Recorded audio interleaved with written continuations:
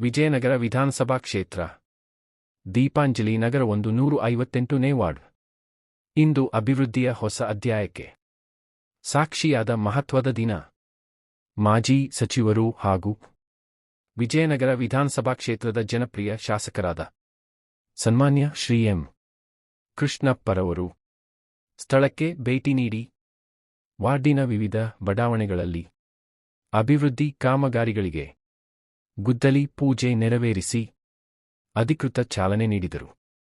ಈ ಕಾರ್ಯಕ್ರಮದ ಅಂಗವಾಗಿ ಒಳಚರಂಡಿ ಅಭಿವೃದ್ಧಿ ಕಾಮಗಾರಿಗೆ ಗುದ್ದಲಿ ಪೂಜೆ, ರಸ್ತೆ ಡಾಂಬರೀಕರಣ ಕಾಮಗಾರಿಗೆ ಗುದ್ದಲಿ ಪೂಜೆ ಹಾಗೂ ಮತ್ತೊಂದು ಒಳಚರಂಡಿ ಅಭಿವೃದ್ಧಿ ಕಾಮಗಾರಿಗೆ ಗುದ್ದಲಿ ಪೂಜೆ ಸಂಪನ್ನಗೊಂಡಿತು.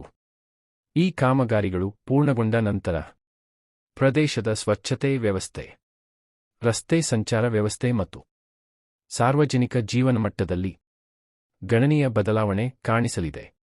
ಸ್ಥಳೀಯ ಮುಖಂಡರು, ವಾರ್ಡ್ ನಿವಾಸಿಗಳು, ಪಾಲಿಕೆ ಅಧಿಕಾರಿಗಳು ಹಾಗೂ ಕಾರ್ಯಕರ್ತರು ಈ ಕಾರ್ಯಕ್ರಮದಲ್ಲಿ ಉಪಸ್ಥಿತರಿದ್ದು ಅಭಿವೃದ್ಧಿ ಕಾರ್ಯಗಳಿಗೆ ಸಂಪೂರ್ಣ ಬೆಂಬಲ ವ್ಯಕ್ತಪಡಿಸಿದರು.